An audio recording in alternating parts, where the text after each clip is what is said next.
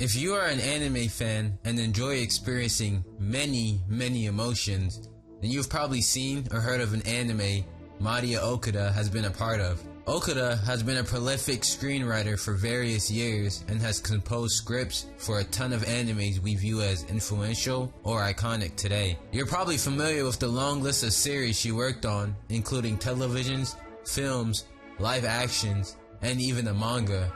But to go in depth, she helped work on series such as Anohana, Anthem of the Heart, Gundam Iron-Blooded Orphans, Toradora, Black Butler, Canon, Fate, and even the screenplay of the live action of The Flowers of Evil. Do not read this manga. It will literally break you. The things I've seen and experienced while reading this manga are unspeakable. Do not let this panda fool you. No, this girl is insane and is the main cause of almost every problem. There's some really cool pandas though, so I guess that makes up for it. The one thing all of these series share in common is that every single one of these series are shows where she didn't have full 100% creativity power. You see, when it comes to making an anime, or really anything in general, whether that be a show, game, or movie, there are proper steps and teams for each section. Art directors lead in the visual aspect, sound directors are in charge of anything related to sound, and as you may think, a script director is really only in charge of making and presenting a script. The director at the end of the day was the only one to give anything the green light and approve of something making it to the final cut. Maquia described her early adolescence as painful, and throughout countless interviews in her personal memoir, she opens up and shares how she came to be. She faced bullying, disownment from her own mother, and even stopped attending school. But despite her reserved and shy nature, she released one of, if not the best, movies I have ever seen. So how does all of this play a part in Maquia Okada's story? And what led her to become a director? To answer that question, we have to go way back, exactly to the year of 1976, in Chichibu, Saitama, Japan.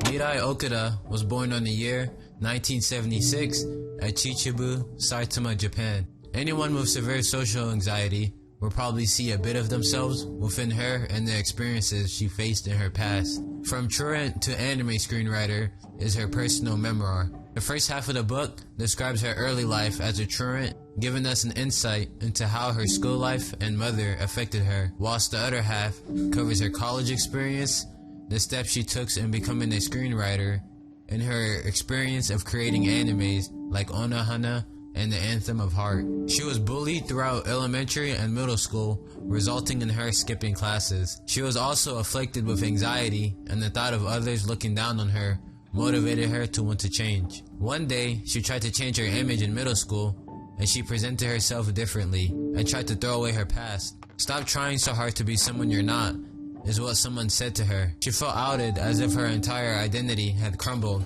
and from then on, she stopped attending school entirely. She was brought up by a single mother, and her mother was ashamed of her for her refusal to attend school and played a role of a normal child. She was always a deep source of shame for her mother, and during that time period, her life consisted of eating, sleeping, playing video games, and reading books. One word that she would often describe herself as was a diminishing sun. This was a quote from Shiga Naoya's book, A Dark Night's Passing. Okada's writing skill was what helped her get through school.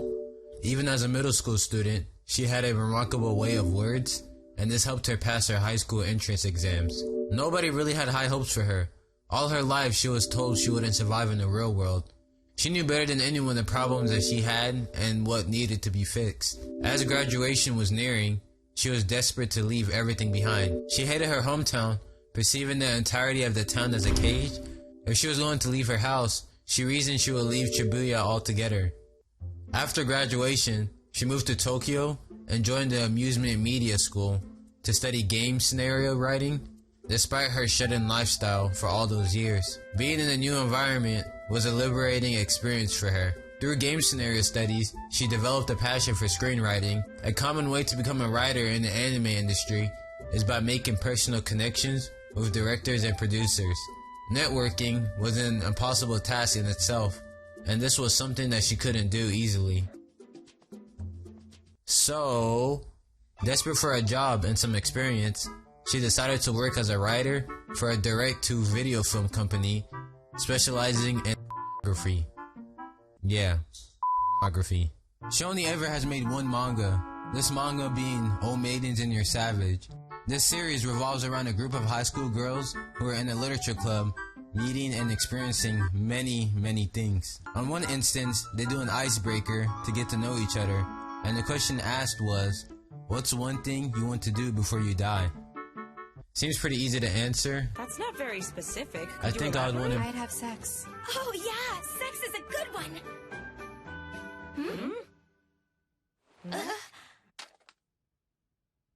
I'd have sex. There was also this one scene where you know, I think it'll be better if you've seen it.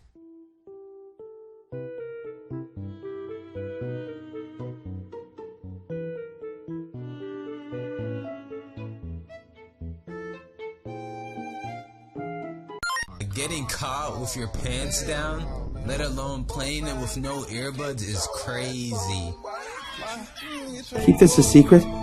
In the year of 1998, director Tetsuro Amino hired Okada to write 6 episodes for the anime DT Tron. This was a major turning point for her career, and she quickly rose through the ranks to become one of the most prolific anime writers. She also won the 16th Animation Kobe Award with her original titled The World Outside. This was a story about a shut-in girl and her difficult relationship with her mother. In the end, The World Outside was never released to the public, but this was still an important milestone in her career.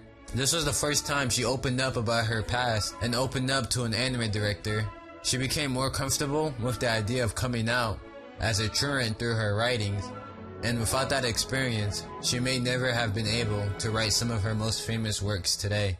One of the most important series she handled today was Hanasaku, where she was assigned a high degree of creative freedom. The success of Hanasaku propelled Okada into fame, and at the same time, while Hanasaku was in production, she was also working on a proposal for Anohana, her most personal story to date. Anohana was one of the few projects where Okada had almost complete creative control. Even Tetsuyuki Nagi, the director, said that Anohana had Okada's fingerprints all over it. We can see various themes in this story: family, lost love, and inability to express one's true feelings. One of the skills Okada excels at is her ability of tying in her personal experience into a broadly relatable story. This is one of the reasons why she was given the opportunity to direct an anime for herself. Throughout her time in the field, various people encouraged her and told her to become a director. It's not normal in the anime industry for a writer to become a director, says Okada. Normally, the animators become directors. I never realized there was a possibility of becoming a director until other directors and people in the industry encouraged me. Kenji Horikawa, the president of anime imprints over at PA Works, asked her to produce a 100% Okada anime. In an interview, he was asked what he thought of Mirai Okada. He recognized her talents early on and believed that her full potential wasn't being reflected in her writing. Most of the time when it came to works, she would adjust herself to fit the needs of what she was tasked to do. This takes us to Maquia. For the very first time, Okada was given an opportunity to create and direct her own original story, with her having the say in everything, and man, did she not disappoint. The mystic land of Eorf is inhabited by an ancestral race of people who have stopped aging.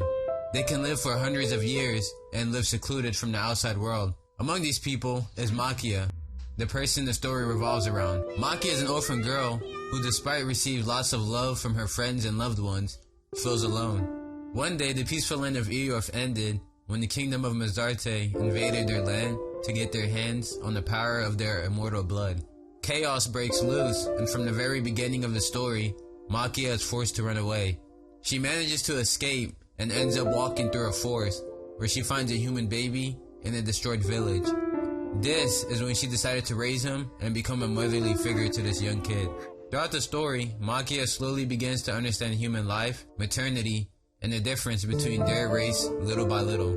This is a story about a relationship between an immortal mother and her newfound child. I really enjoyed the depth and various angles the movie takes to treat this subject. It deals with heavy questions and digs deep into the concept of family, living in general, and finding your own place in the world. All of this is built around a solid story and inside a world so masterfully crafted that despite its heavy drama content, it could also be called a fantasy movie as well. Let's talk about the characters.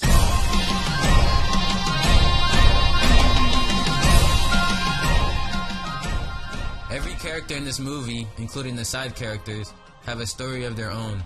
Each and every one of them are somewhat relatable, and I would go even as far to say that it would be hard for you to not resonate with at least one character.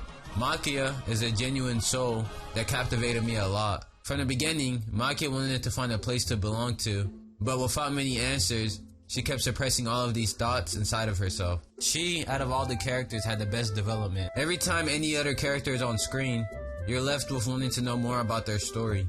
We get to explore their motives and goals and what led them to be how they are. The story is written in a way that through every time skip, we see the progressions of not only the characters, but the world as well. The art in this movie is unparalleled, and there are so many breathtaking and captivating scenes that leave you staring at the same panel for ages. It goes without saying that this movie is beautiful. One look at literally any scene in the movie will tell you how much work and polish was put into it. The landscapes, the vibrant character designs, and even the little details were clearly polished and given thought. This is one of the greatest strengths about this movie. It looks cold and brutal at times, yet so often incredibly beautiful.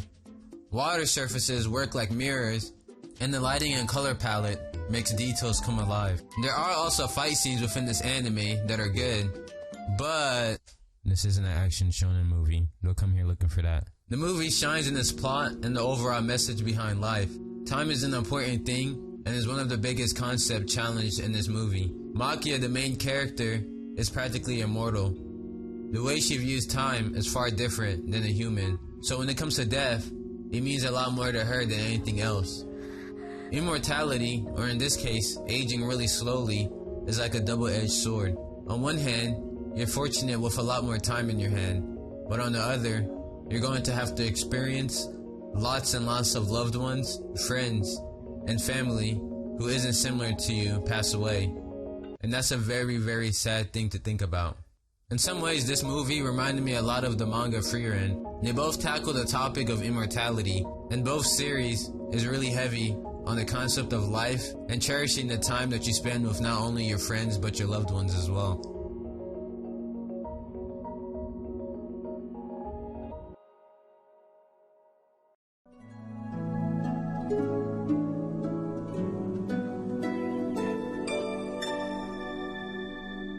The soundtrack for this anime is really well done. It plays a big role in setting up scenes and getting the viewers immersed into the world they are watching. Every track, you are reminded of different scenes and events that has happened throughout the story. Every track was deeply engraved with the film and meant something. That's it. I don't know what more you want me to say. Overall, their OST list is pretty solid. I watched this movie alone without anyone around me, so this may have clouded my experience. I'm not gonna lie to y'all, I cried by the end of this film. I am someone who has never cried to any film, let alone any sort of media. Overall, my enjoyment for this movie is indescribable. The story is simple, yet has so many layers. It's wholesome, heartwarming, and visually, it's really beautiful. The movie is close to 2 hours, but the experiences you feel throughout the movie seems like a 24-episode anime. There's so much content comprised into one film, and there's so many things that happens throughout the story. 9 out of 10. Seriously, give it a shot. Alright, so that's the end of the video.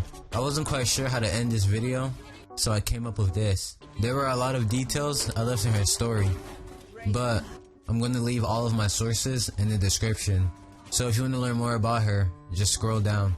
Originally, I planned to make this a Maquia movie review, but the more research I did, I resonated with her story, and I felt like it would be better to just talk about her and the steps she took to become a director. Alright, bye!